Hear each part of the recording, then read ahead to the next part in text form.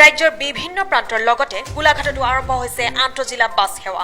অসম ৰাজ্যিক পৰিবহণ নিগমৰ 7খন বাছ জিলাখনত আবদ্ধ হৈ থকা যাত্ৰীসকলৰ বাবে মুকলি কৰি দিয়া হয়। 3 দিনৰ বাবে মুকলি কৰা হয় এই বাছ সেৱা।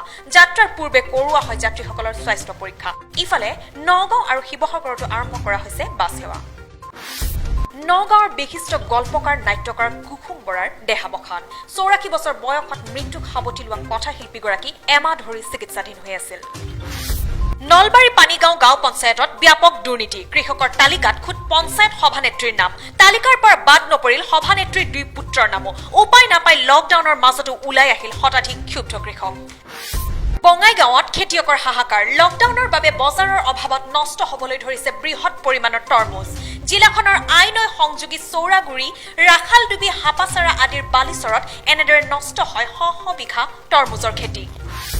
লখিমপুৰৰ অতিৰিক্ত আৰক্ষী অধীক্ষক শান্তনু দত্তৰ মহানুভৱতা। দুৰাৰোগ্য ৰোগত ভোগা ৰোগীক প্ৰদান কৰিলে প্ৰয়োজনীয় ঔষধ। লকডাউনৰ বাবে ঔষধ ক্ৰয় কৰিব নোৱাৰা ৰোগীসকলক গুৱাহাটীৰ পৰা সেই ঔষধ নি শান্তনু দত্তই নিজেই গৈ ৰোগীৰ গৃহত প্ৰদান কৰে।